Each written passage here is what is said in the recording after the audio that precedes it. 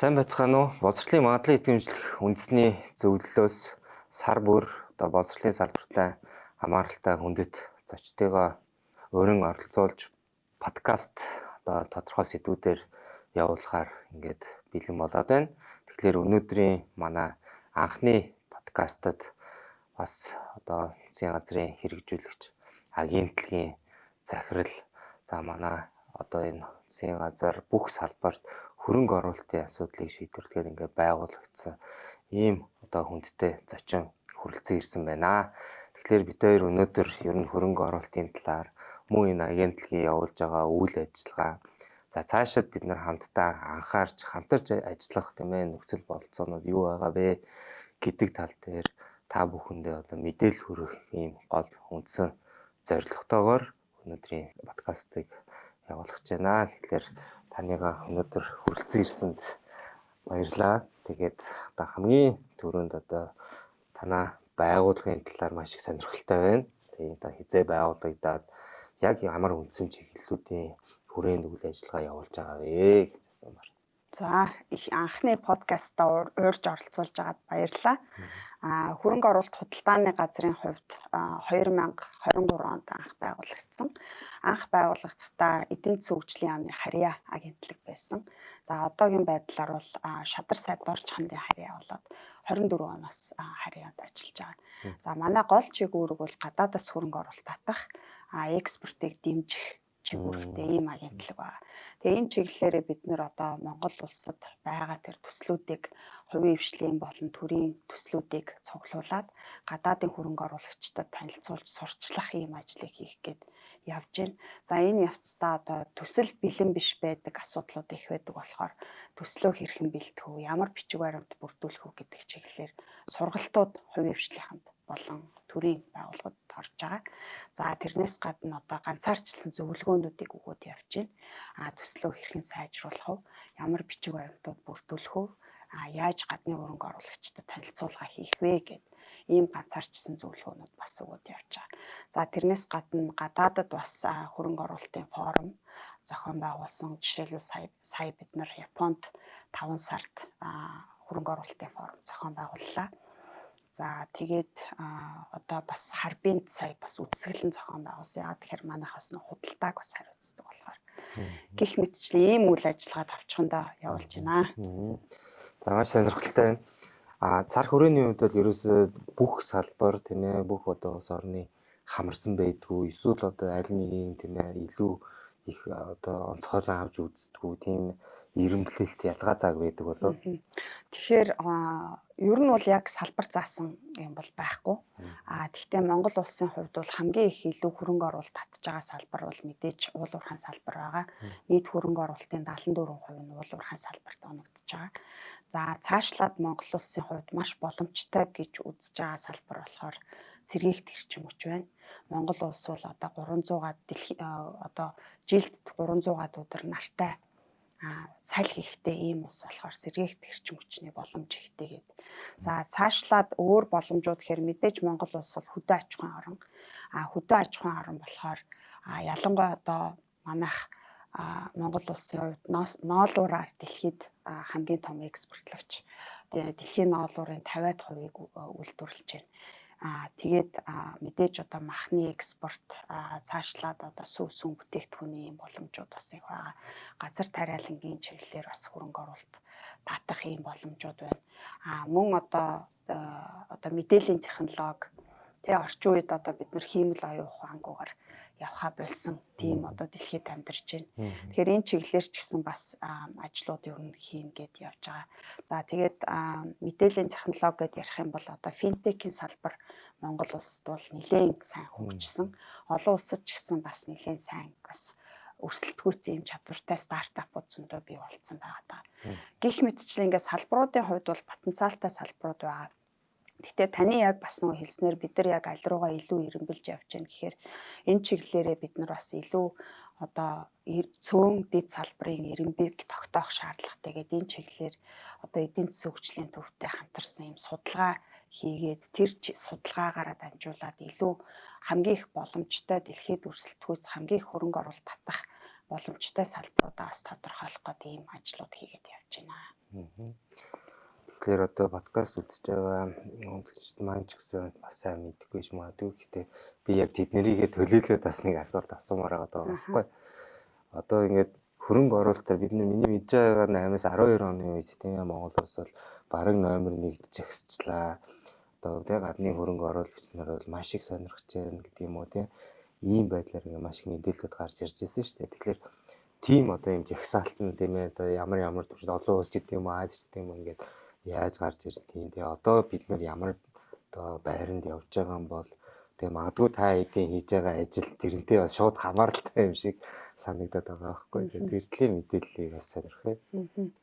Тийм хөрөнгө оруулалт Монгол улсад одоо нөгөө жинхэнэ оюутлага тэг эхлээд уул уурхайн бас бүүн боллоо штэ 2011 оноос.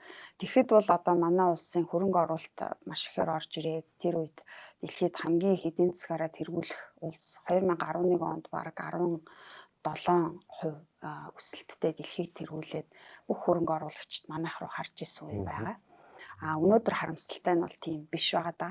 Яагаад вэ гэхээр энэ хооронд маш олон одоо асуудлууд ер нь бол үүссэн. За хөрөнгө оруулалт нэлээд их орж ирж байгаа процесс бид бүхэн одоо хууль дүрм журмаа өөрчлөх ч юм уу тий асуудлууд гарч ирсэн болохоор хөрөнгө оруулагчид бол нэлээд одоо гарч явсан тийм асуудлууд байна тий. За тэгээ одоо ингээд хөрөнгө оруулалтын орчныг ингээ харах юм бол өнөөдөр бол бид нар за дэлхийн 200 улстай өрсөлдөж байгаа. Бид нартэй баг ойролцоо эхэлж ирсэн улсууд одоо ингээд зарим нь бол тасраад явчлаа. Төв Азийн улсууд. За тэгэл одоо Вьетнам одоо анх бол баг бид нар 90-ад онд ингээд Хятад Солонгостой баг л одоо л ингээдлээ тасраагүй л байсан тийм. Тэгэхэд ингээд тасраад явчлаа. Тэгэхээр тэд нар маань гадны хөрөнгө оруулалтыг маш идэвхтэй татаж ингэж чадсан байна. За тэгэхээр тэндээс одоо бид нар ингээд гадны хөрөнгө оруулагчтай ярихад гол тавьж байгаа асуудлууд болохоор Монгол улсад за нэгдүгээр хөрөнгө оруулалтын орчин одоо хууль эрх зүйн орчин тогтворгүй байна гэдэг бас гомдлуудыг хэлдэг. Хөрөнгө оруулагчдын хувьд болохоор тогтвортой хууль эрх зүйн орчин маш чухал. Тогтвортой засаг чухал байдаг. За тэгэхээр манайх сая сүүлд одоо ингээл бас засаг төр маш ойр орхон солигдлоо. Энэ нь бас сөрөг мессежийг өгч идэг. За тэгээд өөр асуудлууд гэвэл хөрөнгө оруулалт оруулаад дараа нь яаж энэ улсаас гарах вэ те гарахад одоо асуудал үүсэх үү маргаан гарлаа гэхэд яаж шийдэх вэ гэдэг.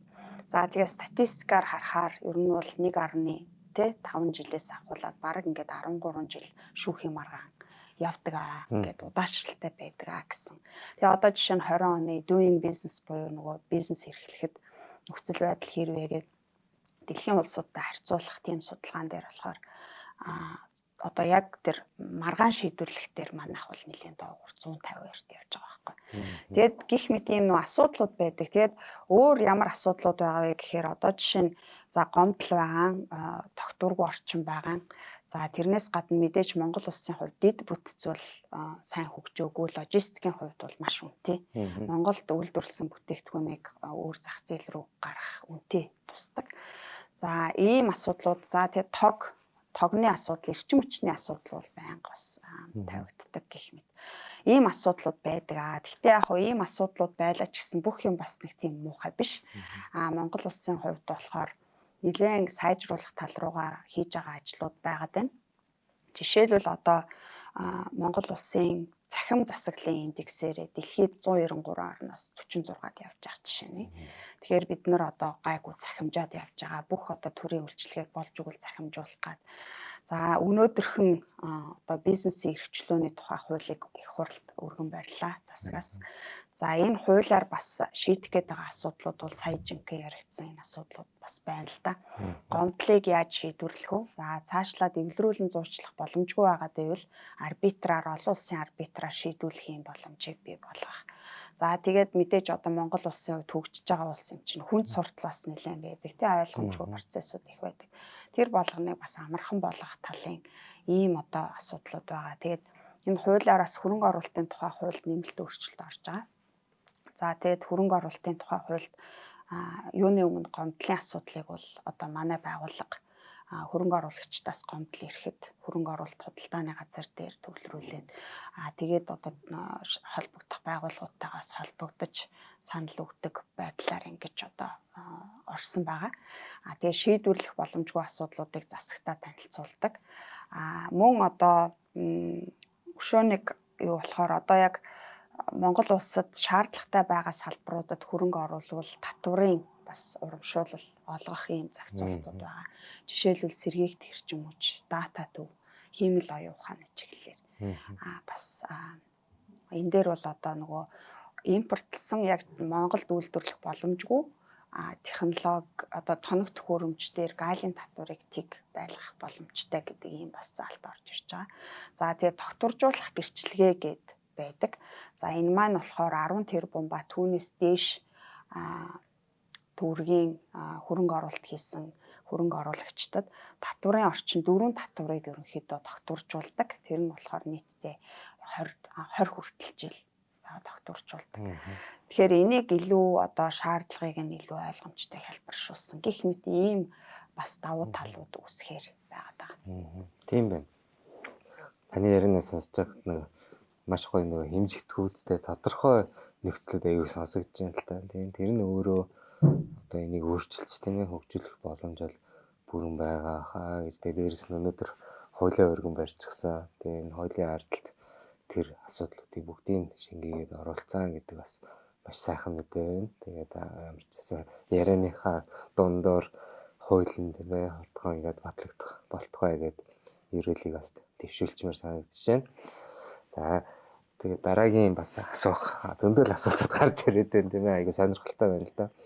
Дараагийн асуулт юу вэ гэхээр одоо энэ хөрөнгө оруулалт хийгээд байгаа одоо улс орон компани ч гэдэг юм уу те тэрний хувьд ингээ Монгол улсад илүү их тийм ээ хөрөнгө оруулалт ийм улс орон байгууллага гэдэг юм уу тийм үзүүлэлт байдаг. За Монгол улсад 25 оны сүүл гэхэд ер нь 52.1 тэрбум долларын хөрөнгө оруулалт орсон байдаг. Эндээс хамгийн их хөрөнгө оруулалт бол Голланд улсаас орсон байдаг, Нидерландаас 44%. За цаашлаад болохоор Хятад, Сингапур, Люксембург, Их Британи гэдэг ерөнхийдөө хамгийн их хөрөнгө оруулалт орж ирсэн улсууд нь бол энэ 5 байгаа. За цаашлаад Америк гэдэг ингээд тэ бас Европ улсууд гэдэг явж байгаа.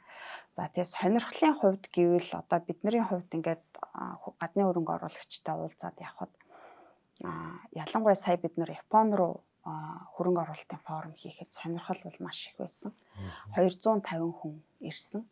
За тэгээд гол нь бол одоо жишээлбэл Японтай хөрөнгө оруулалт эднийхээс татахад санхүүгийн салбарт их сонирхож байна. Тэрнээс гадна яг гэвэл одоогийн байдлаар Хаан банк бол том бас Японы хөрөнгө оруулалттай оруулагчд орсон байдаг тий.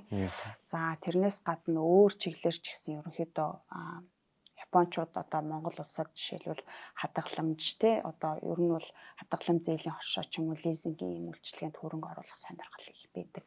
Энэ харагдаж байгаа. Тэгээд Японы зүгээс бол нэг бас тавьж байгаа асуудал болохоор жишээлбэл давхар татварын гэрээ Монгол улстай байгуулчвал илүү их хөрөнгө оруулалтын боломж нэмэгдэнэ гэж ярьж байгаа. За өөр Солонгосоос бас их хөрөнгө оруулалтын боломжууд байдаг. Мөн одоо мэдээж одоо бид нар Европын холбооны улсуудтай ч гэсэн бас олон боломжууд юу н харагддаг л та.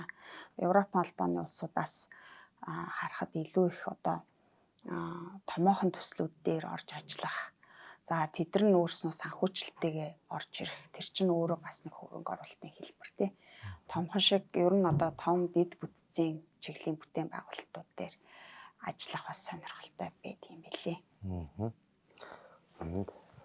Маш сонирхолтой байна тий. Америкч гэдэг юм Японч гэдэг юм угээ би түрүү нэг жишээд урьдчилж байхад тийм ээ Нидерланд, Голландаас, Сингапураас, Люксембургаас гэдэг ингээд бас яг нөгөө бодит үзүүлэлт маань бас арай өөр идэм байна. Тийм тэр талаас бас аягүй сонирхолтой байна. Түрүү бас нөгөө ярианы эхэнд бас та дурдчихсан шүү дээ. Зөвхөн нөгөө хөрөнгө оруулалт гэхгүйгээр бид нар бас экспорт хариуцаад ажиллаж байгаа гэсэн тийм ээ. Тэгэхээр тэр чиглэл нь ямар байна вэ тий одоо за арга чиглэлийн талаар нэг тодорхой ерхий ойлголт авчлаа. За тэгвэл гарах чиглэлийн талаар ямар идэм бэ? Экспорт чиглэл рүүгээ гэхээр Монгол улсын хувьд одоо хамгийн боломжтой одоо хамгийн одоо уул уурхайн бүтээгдэхүүн мэдээж нэгдүгüрт явж байгаа тий. За дараа нь уул уурхайн бус экспорт гэвэл ноолуур байгаа. За ноолуурын хувьд болохоор одоо дэлхийн нэлээд олон улсууд руу ялангуяа одоо Европын улсууд руу за жишээлбэл Итали гэхэд нөгөө алдартай Loro Piana гэдэг үнэтэй брэнд байдаг. Гэтэ нэг полтон гэхэд бараг 6-7 мянган еврогийн. За тэднийх бол одоо Монголоос ноолуураа авдаг байх жишээний. Ер нь Монголоос бас нөгөө түүхий эдэ нэлээд их авдаг ийм газрууд байдаг.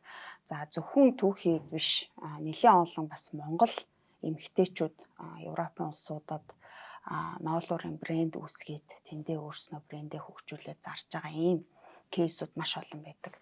За жишээлбэл одоо Английн маш үнэтэй Harrods гэдэг их дэлгүүрт Монгол брендийг одоо хөгжүүлсэн тэр Англид амьдардаг ингээд эмэгтэйчүүд брэнд болгоод зарж байгаа жишээ нь тий. Тиймэрхүү гоё түүхүүд бол байдаг. За тэрнээс гадна өөр боломжууд гэхээр мэдээж манай Монголын мах бол дэлхийн хамгийн гоё мах гэж би боддог. Ер нь бол манай монголчууд өөрснөө ч гэсэн тий Монгол махантаа дуртай. Ер нь ганцхан монголчууд биш гадныхан бас Монгол мах үнэхээр амттай гэдэг. Гэхдээ бид нар махаа гаргая гэхээр ялцчгүй одоо шаардлага хангах стандартад нийцэх асуудлууд байдаг. Шүлхий, тэгэл одоо бусад нөө лабораторийн шинжилгээ энтрээс авахулаа тий. Тэгээд эрүүл ахуйн шаардлагыг хангана гэж ялангуяа хөгжсөн улсууд руу гаргахад нэлээд хэцүү. Гэхдээ сүүлд жишээлбэл за Иран, Узбекистан ч юм уу тиймэрхүү улсууд руу бол нэлээд гарсан байсан. Бидний яг хажууд уул нь маш том зах зээл хятад байж байна. Хятад руу за стандартын одоо түүхийн мах гаргахад хэцүү маа гэхэд бид нар одоо савлсан тийм одоо мах гаргаад явбал маш боломжтой. Жишээлбэл хятад дотроо өвөр Монголын мах бол алдартай юм байл шүү дээ. Тэгээ өвөр монголчууд бол одоо жишээлбэл борцолсон махаа ингээд уудалцсан, жоохон ингээд уудалцсан. Тэгээ одоо нөгөө чипс энтер бид нар одоо жишээ нь тий ингээл хоолны газар оролч юм уу тий ингээл пив дагалдуулдаг юмд одоо чипс биш баг борц байгаа байхгүй. Тэрийг ингээ халаагаад өгч байгаа жишээ нь. Тэгээд одоо нэг юм 200-300 грамын юм мах нь баг одоо 200-300-аад юанаар зарагдаж байгаа жишээ. Тэгэхээр тиймэрхүү бас боломжийг бид нэр судлах. Энэ тохиолдолд нөгөө шууд экспортоос гадна яг тэр улсаас нь хөрөнгө оруулалтын татаа тэр компаниудтай нь хамтарч ажиллаж агаад тэгээд цаашаа гаргавал бас илүү их боломж өгдөг юм шиг харагдаад байгаа. Энэ дээр нэг гоё жишээ гэвэл бас одоо нөгөө Kagome гэдэг жүүсийг оруулж ирдэг Abiko гэдэг компани байт юм билий. Би одоо Японы элчин сайдын яамны эдийн засгийн аташийг сонссон. За тэр Abiko компани яасан бэ гэсэн чинь Kagome жүүсийг оруулж ирээд Монголд маш сайн зарагдсан. Сайн зарагдахаар нь одоо тэр Японы компани нь одоо Төв Аз руу гарах бараг тий үүд хаалга болгож Монголыг ингэж ашиглая гэж явж байгаа. Тэрнээс гадна Монголоос бас чацарга нь худалдаж аваад тэр жүүс хийгээд бас ингээд Япондоо зарах ийм чиглэл рүү бас ажиллаж байгаа гэх мэтчлэн. Бас ийм сонирхолтой түүхүүд байд юм байна.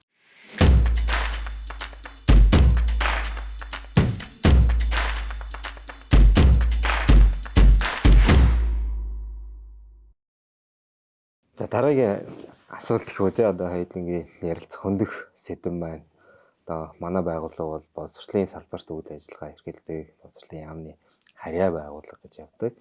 Тийм учраас одоо боловсролын салбарынхаа талаар аягүй сонирхолтой байгаа юм. Тийм тэгээд одоо ямар боломжууд байдгийг бол одоо боловсролд хөрөнгө оруулж байгаа хувь хэмжээ танаа статистикээр ямар байгаа бол тэгээд эний ард талд боловсролын бүх төвшөндөө энэ хөрөнгө оруулалт татах магадгүй одоо энэ тийм бүтээгдэхүүн биш ч гэсэн одоо энэ мэдлэг чадварыг экспортлох тал дээр ямар боломжууд байгаа гэж асуусан. За боловсролын салбарт гадаадын хөрөнгө оруулалт бол маш бага байдаг. Тэг 100-2% байгаа даа. За тэгээд яг энэ чиглэлээр илүү нөгөө нэг дотоодын хөрөнгө оруулалт илүү байгаад байгаа юм л та тий. Тэгээд ер нь бол одоо боловсрал гэдэг маань маш чухал байгаад байдаг. За одоо би нөгөө гадны хөрөнгө оруулагчдад улсаас сурчлаад явдаг. За манай улс бол ер нь бол тий маш залуу боловсон хүчинтэй нийт одоо хүн амын 59% нь 30 хүртэлх насны залуучуудаа. За тэгээд тийм одоо ер нь 99% одоо бас нөгөө бичиг үсэг тайлагдсан маш давуу талтай боловсралтай юм арт түмээ гэдэг. За тэнгуут яг нөгөө нэг зөвхөн гадны хөрөнгө оруулалттай компани гэлтгүү бид нар өөрснөө ч гэсэн өнөөдөр хүн хүчний дутагдалд орсон байгаа байхгүй.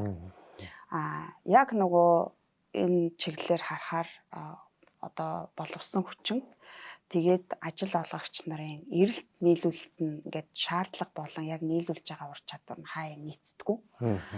За тэгээд нийцдгүүгээс гадна уулзалтахгүй тэгээд нөгөө бас одоо нөгөө гадны хөрөнгө оруулагчтай ярихад бас юу ярьдаг вэ гэхээр ерөнхийдөө ингээд Монгол ажилтнууд яг шинийг сурах гэсэн ирмэлзэл сайтай байдаг. Гэхдээ яг ур чадвар талдаа таарах юм байгаа дээ. Илүү их танхимын боловсрал нь давмгай байдаг. За энэ дээр ялангуяа одоо нэг гадны хөрөнгө оруулалт гэхээр мэдээж уул уурхайн салбар их. За уул уурхай гэхээр тоног төхөөрөмж ажилуулахаас ахуулаад нэлээд тийм техникийн мэдлэгтэй ч юм уу ур чадвартай хүмүүс шаардлагатай болдог. Тэнгүүд яг нөгөө практик дээр яг сурсан ур чадвар бол харьцангуй бага илүү академик байгаад байна гэд ярьдгийм байлээ. За тэгэхээр энэ дээр одоо нөгөө төрөл бүрийн тэр эмсүүтүүдтэй хамтарсан ийм гадны хөтөлбөрүүд бас явдаг. За тэгээд болж өгвөл илүү практик тал руугаа юу ай те анхаарыг гэдэг иймэрхүү бас төслүүд явдгийм байлээ. За тэгээд хүн хүчний тал дээр гээд явхаар ялцчгүй л одоо юу яагаад байгаа юм л та гадны хөрөнгө оруулалтыг татахад боловсон хүчин маш чухал байгаад байдаг. За яагаад одоо өнөөдөр за жишээлбэл Ирланд гээд аваад үзэхэд Ирландын хувьд бол сүүлийн үед хөрөнгө оруулалтыг маш сайн татж байгаа нэг сайн жишээнүүдийн нэг байдаг. Нэг авч чадж байгаа юм нь болохоор тэдний боловсон хүчин нэгдүгээрт англи хэлтэй ягаад тэгэхээр дэлхийд даяар англиар ярьдаг болсон. Хоёрдугаарт маш сайн бас одоо боловсон хүчин ур чадвартай сертификатжуулсан ч юм уу тиймэрхүү одоо тал дээрээ бол нэлээд сайн байдаг гэдэг юм бэл. Тэгэхээр Монгол улсын хувьд болохоор одоо яг нөө цаашдын алсын хараа ингээд ямар одоо мэрэгчлүүд илүү их эрэлттэй болох уу гэдэг тал руугаа илүү их одоо анхаарад ингээд явах ёстой юм аа л да. Мэдээж одоо манай боловсролын салбарын экспертүүд тэрийг хийж байгаа. Гадны хөрөнгө оруулагчдын хувьд яалтчгүй орж ирэхэд боловсролыг бол маш чухалчилдаг. Тэр дундаа ялангуяа практик ур чадварыг бас их чухалчилдаг юм билээ. Яг зөв би миний хувийн бодлоохгүй. Маагч одоо газар нутаг өргөн дэлгэр хүн ам цөөтэй тэгээд энэ бусад улс орноор ингээд явж байхад газар нутаг нь жоохон мөртлөө ихтэй сургууль тийм ээ одоо энэ мэржлийн боловсролын сургуулиуд нь дандаа юм кемпүүд байдаг. Тэр дотор орсон байхад одоо тийм ээ суралцахад бүх юм нэгждэг. Багш оюутнууд нь хамтдаа эндээ амьдраад номын сан тийм дэлгүүр хошоо үзэр үйлчлэгээч гэдэг юм уу. Тэгэхээр одоо энэ Монгол улсад ийм төвшөнд тийм ээ гаргал ийм хөрөнгө оруулалт харж ирэх боломж юу яад юм бол тийм ээ мэдээж энэ төсөв санхүүгийн асуудлаар шалтгаалаад бас болдгоо баг. Гэтэ боловсролын салбарт байгаа хүн болгоны л ижлэхэн мөрөөдөл байдаг баг. Тэгээ энэ талаас ийм боломжууд байдаг болоо та хувийнхаа тийм ээ бодлоор сарилж олно шүү тийм. Тийм байна. Боломж бол ер нь мэдээж үргэлжил байгаа л да тийм. Гэхдээ хамгийн гол нь яг энэ гадны хөрөнгө оруулагч ямар ч салбарт орж ирэхэд эрсдэл юу вэ гэдгийг хамгийн түрүүн хардаг. Монгол улс бол одоо жишээ нь ганцхан боловсролын салбарт биш бусад чиглэлээр орж ирэхэд бол эрсдлүүд байгаа юу гэвэл байгаад байгаа байхгүй тий. За ингээл зөвшөөрлөөс авахуулаад хүн суртлаас авахуулаад дараа нь нөгөө шүүхээр маргаан шийдэхээс авахуулаад би ингээд хэрэг биштвэл би яах вэ гэл ч юм уу тий. За тэгээд татварын маргаанууд нэлээд их байдаг гэх жишээний. За тэгэхээр боломж байгаа ч гэсэн эрсдлийн ингээ хараад үзэхээр одоо жишээ нь та өөрөө гадны хөрөнгө оруулагч байлаа гэж бодоход за зөвхөн гадны биш дотоодын хөрөнгө оруулагч байлаа гэж бодоход та одоо тийм кемпэд хөрөнгө орууллаа гэж бодъё. За тэгэхээр та өөрөө эрчим хүчээ татна. Тий трансформатор тавина, дэд бүтцээ шийдэн, тийшээ зам барина. Эсвэл одоо бэлэн тийм сайхан дэд бүтцээ шийдээд өгвөл мэдээж одоо хүмүүс хөрөнгө оруулахад боломжтой. Гол асуудал нь яг тэр эрсдлүүд сая одоо дэд бүтцэн байхгүйгаас ахуулаад хөрөнгө оруулалт нь асар өндөр болж эхэлнэ. За тэгж одоо манайд ингээ барилга эхлэхээр манай өвлийн хугацаанд барилгын ажил зогсно. Тэгэхээр ингээд жилийн хагас нь бараг байхгүй болчихно. Ингээд бодохоор ерөнхийдөө манайх бол ингээд хөрөнгө оруулах нэг сайхан таатай дэлхийн хамгийн таатай улс биш болчиход байгааз. Тэгэхээр бид нөр өөр юмараа бас татах хэрэгтэй. Өөр юмараа гэхээр одоо жишээ нь татварын хөнгөлөөч гэх юм уу, эсвэл өөр одоо илүү таатай нөхцөл олгоё ч гэх юм уу. За энийг бол одоо зөвхөн гадаадын биш дотоодын хөрөнгө оруулагчдаас олгоод явж байгаа болохгүй гэж тийм. Жишээлбэл одоо нөгөө за Маргарет Тэтчер анх Ниссаны үйлдвэрийг одоо 1980-аад онд бах тий Сандерленд гэдэг хотод үйлдвэрийг одоо барих гад зориод ингээд Ниссаныхантай нэлээд удаан ярилцж байгаа, татварын хөнгөлтүүд олгож байгаа. Бүр ингээд өөрөө очиж уулзаад тий нэлээд олон давуу талууд олгож ийж тэр одоо жижиг хотод байгуулсан юм лээ. За Сандерленд болохоор өөрөө одоо Английн брэндүүдийг үйлдвэрлэдэг нэлээд тийм чадвартай хот байсан. За тэгсэн чинь тэнд одоо Ниссаны үйлдвэр анх ингээд баригдах болсон чинь тэнд байгаа ажилчид нь маш их эсэргүүцсэн. Англичуудаа ингээд тий давуу байдал олгосонгүй англичуудад өрсөлдөгч оруулж ирлээ. Гээд анх дургуутчихсан. За тэгтээ тэр үйлдвэр нь анх ингээд байгуулагдахтаа одоо 450 хүнтэй ч үлээ ийм үйлдвэр байгуулагдаад. За тэгсэн чинь өнөөдөр яасан бэ гэсэн чинь бараг одоо зөвхөн тэр хотынхоо биш зөвхөн тэр бүс нутгийнхаа биш одоо улсынхаа эдийн засагт маш том хувь нэмэр оруулдаг маш инновацлог бараг 6000 хэдэн зуун хүний ажлын байраар хангасан ийм үйлдвэр болсон байх жишээний. Тэгэхээр ингээд нөгөө нэг юмд болохгүй байхад өөр юмар бас нөхөж ингэж те ялангуяа одоо улсынх нь ерөнхий сайд нь ингээд те тэр газрыг онилж агаад ирээчээ гэж агаад таатай нөхцөлийг олгож агаад авчрахаар сүүл рүүгээ нөө эдийн засагтаа бас ямар их ач холбогдолтой нөлөө үзүүлэх юм үргэлжлээд тэр чинь инновац шингэж яах гэдэг чинь тэр тухайн улсынхаа за тэр хотынхоо ажиллах хүч боловсралт бас ямар их хувь нэмэр оруулж байгааг бас эндээс харж байна л да. Тийм. Одоо саяхан бас явсан мэдээ шүү дээ. Чөлөөт бүсээ хаягдсан байсан асуудал дахиж сэргийлээ гэдэг тийм. Тэгээд одоо тэр чөлөөт бүсээ одоо яг нөгөө хэрэгжүүлэх процесс механизмууд нь тодорхой болоод ирэх юм бол бас л та нарт хөрөнгө оруулагч нарт тийм ээ бас нэг таатай нөхцөл бүрдэх ийм гол үндсэн зүйлүүдийн нэг болох уу тийм чөлөөт бүс. Тийм чөлөөт бүс бол бас нэлээд боломжтой. Яг гол нь тэрийг яг амьлуулах чухал. Одоо жишээлбэл за Британийн жишээн дээр гэх юм бол тэнд одоо олон улсын санхүүгийн төв гэдэг. За The City UK гэдэг тий. Тэгээд эднийх одоо жишээлбэл Монгол улсад олон улсын санхүүгийн төв байгуулах боломжтой үгүй юу гэд бас ингээд судлаад явж байгаа. За Монгол улсад олон улсын санхүүгийн төв байгуулад одоо чөлөөт бүстэй бас одоо яригдж штэ хүннүү хотоос авахулаад тий.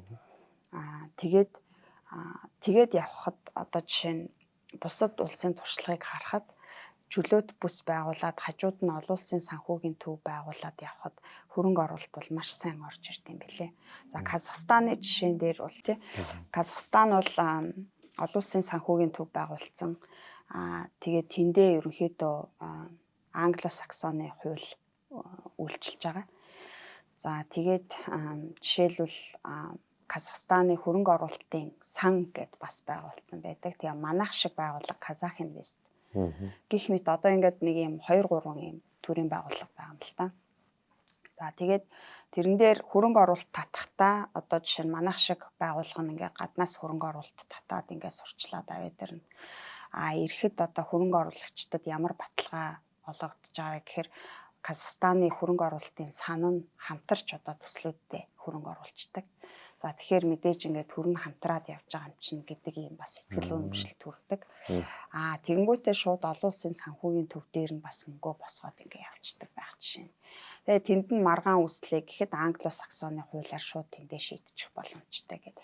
Ийм гой нөгөө бас цогц систем бий болгоцсон байд юм бэлээ. Тэгээ Монгол улсын хувьд бол одоо энэ бас боломжийг судлаад олон улсын санхүүгийн төвийн боломжийг судлаад явж байгаа гэж ойлгож байгаа. Үнэхээр энэ утгаараа болчвол бас бид хэрэгтэй л ажил болох юм л та. Гэтэ яг нөгөө хуулийн өргөн барьсан гол асуудлуудаа хэмжсэн.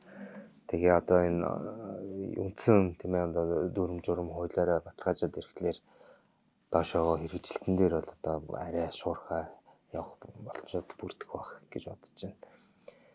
Нэгдүгээрт одоо надад ийм агентлаг байгуулагдсан гэдэг нь айгүй сайн санагдаад байгаа байхгүй юу? Тийм ээ ийм агентлаг өөрөө төрийн ч бай, төрийн босч байгууллагуудыг нэг урсгалаар энэ орц гарцыг зохицуулж байгаа гэдэг бол өөрөө маш оновчтой шийдэл юм байна гэж бодоод байна. Тэгээ энэ дээр одоо миний дараагийн асуух гэдэг асуудал руугаа дайрчаад байгаа юм тийм.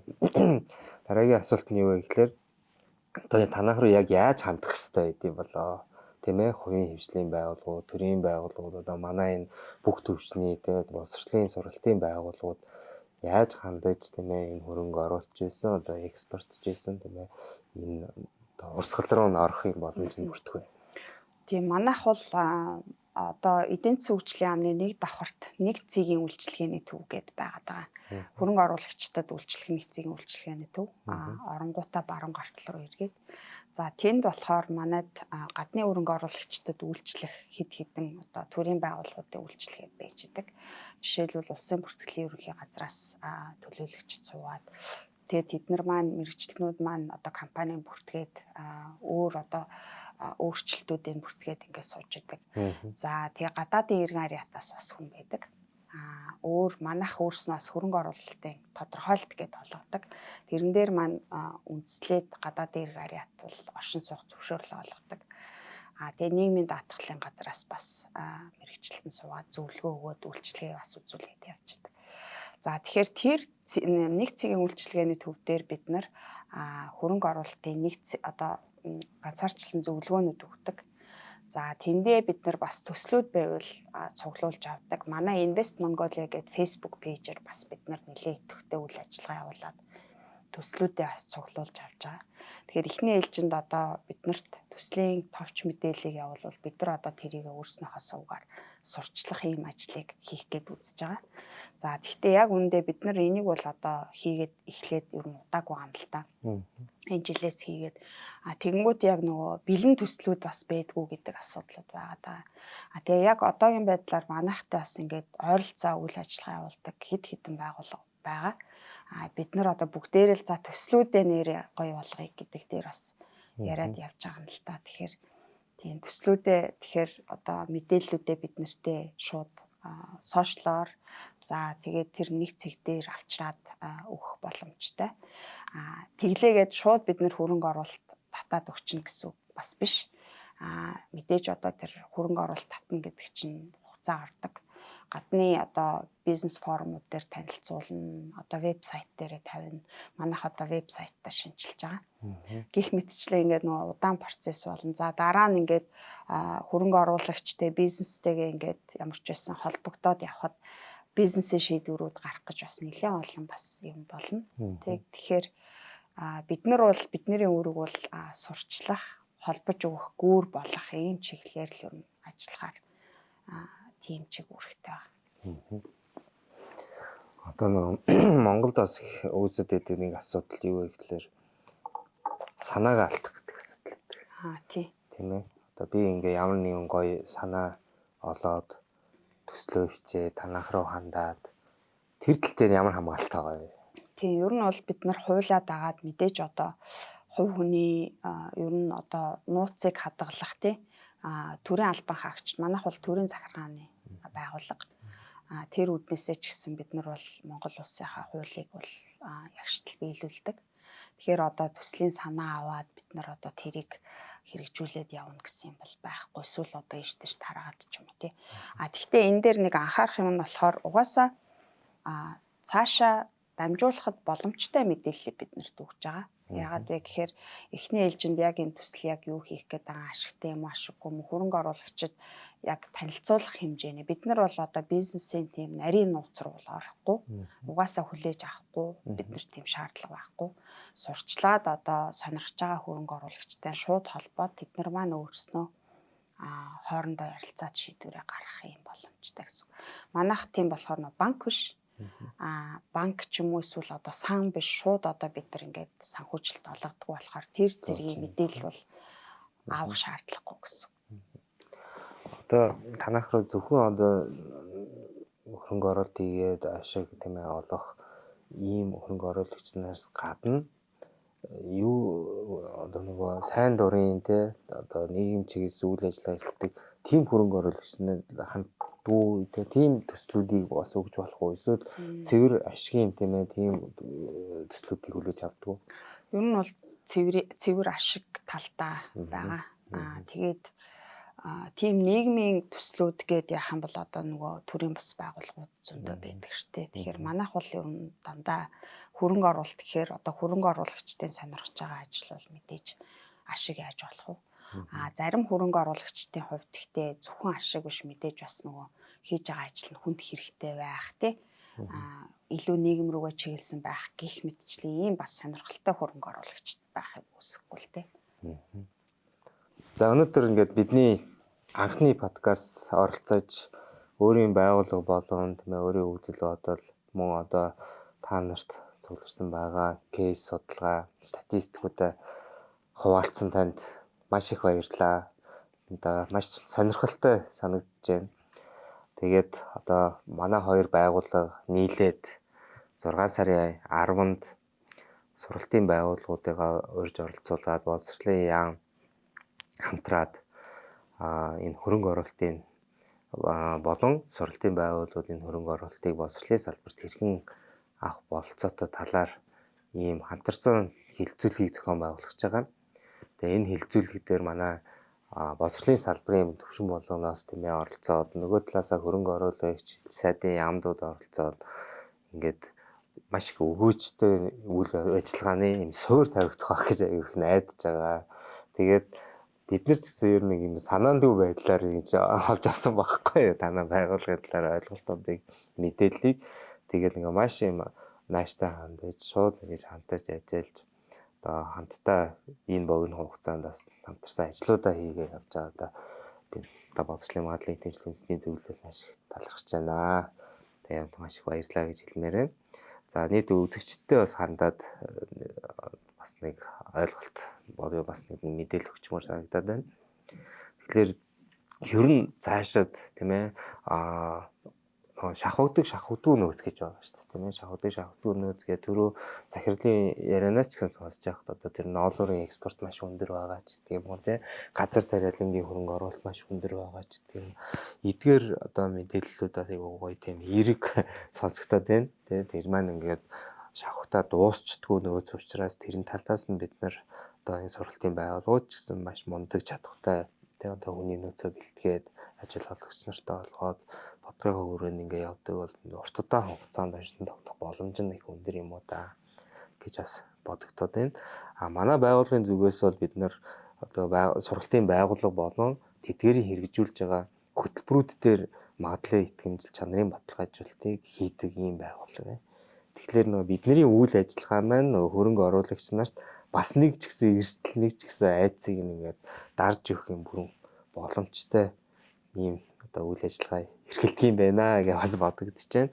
Тэгэхээр ингээд цаашид ч гэсэн бид нар одоо таатай хамтарч ажиллаад одоо тэр төсөл бичих тийм ээ төслийг нэг болгох энэ төр гэж шүү дээ. Тэр чинь зааж байгаа сургалтын байгууллагууд байгаа мэрэгшсэн тийм ээ одоо бүр би зэрэгтэй багш нар хүртэл байдаг. Тэгэхээр гих мэтлэн ингээд аль талдаа дутагтаад байгаа сул тийм ээ одоо энэ зүйлүүдийг нөхөх замаар Монгол улсынхаа боловсролын салбарыг өндөр түвшинд ингээ гарах боломж бүрдэж гин гэж ойлгож байна. Тэгээд өнөөдрийн анхныхаа подкастыг энд хүрээд ингээ өндөрлөё. Тэгээд танд хүрэлцээрсэн маш их баярлалаа.